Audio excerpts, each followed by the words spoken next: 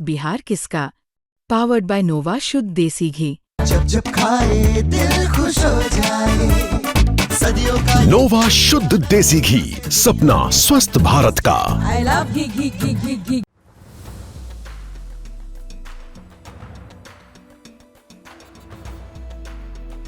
बिहार में चुनाव हुए, फिर रिजल्ट घोषित हुआ। अब सरकार बनने वाली है, लेकिन प्रवासी मजदूरों का दुख दर्द खत्म नहीं हुआ। वो उम्मीद के साथ दूसरे प्रदेश से वोट गिराने के लिए बिहार लौटे थे। वोट गिराया, रिजल्ट का इंतजार भी किया, लेकिन रोजगार नहीं मिलता देख अब काफी संख्या में प्रवासी मजदूर काम पर लौटने लगे हैं। ट्रेनों में ठूस ठूस कर यात्री वापस दूसरे प्रदेश जाने को मजबूर हैं। ट्रेन के अंदर भीड़ इतनी है कि ट्रेन के अंदर खिड़की से घुसते हुए लोग नजर आ रहे हैं। कोई ट्रेन के बाथरूम में बैग टांग कर यात्रा कर रहा है, तो कोई ट्रेन की खिड़की के पास बैठकर, कोई गेट पर लटक कर। बोगी में काफी संख्या में लोग सवार हैं। जीआरपी पुलिस खाली करवाने की कोशिश कर रही है, लेकिन वो भी उनके दुख दर्द को सुनकर शांत हो जा रही है। हम क्या कहेंगे भाई, दिल्ली से आए थे वोट गिराने, अब ये 4 दिन से तत्काल बनाए, तत्काल बना नहीं। आज 2 टर्नवा दिया है, चल रहा है, 4 जनरल है। इतना आदमी है कि 5 10 कम से कम जो है गाड़ी रहना चाहिए। हम लोग सोचते हैं कि अब बिहार तरक्की करेगा भाई, वोट गिरा के आए हैं, जीतेगा। पता नहीं 5 साल में देखते हैं क्या होता है। फिर अगले बार भी हम लोग धोखा खाए थे, फिर शायद खा सकते हैं। हाँ, अब क्या बताए, रोजगार कहाँ मिलेगा? फैक्ट्रियाँ लग नहीं रहा है। यहाँ पे बोल रहा है कि 10 लगेगा, 12 लगेगा। यहाँ 250 लगना चाहिए कम से कम, तब जाकर गुंजाइश होगा। हाँ, 250 लगना चाहिए, 2 4 से नहीं काम चलेगा।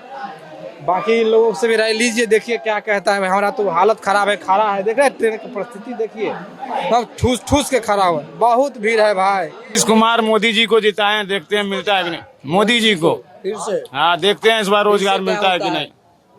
देखिए इस बार एक बार और मौका दिए, उम्मीद है इस बार जिताए हैं, इस बार मोदी जी पर। इसके लिए पंचकार क्या कि मिलेगा रोजगार कहाँ बिहार में अपना।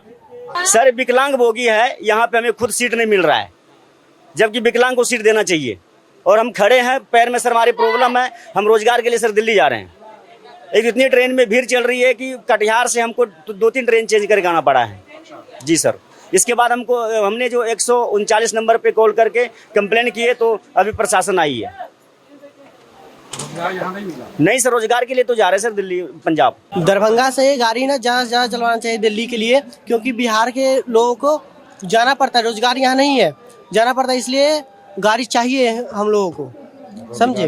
रोजगार भी चाहिए, यहाँ पे कंपनी भी खुलना चाहिए, ठीक है। नरेंद्र मोदी को जिताए इसीलिए जो रोजगार देंगे।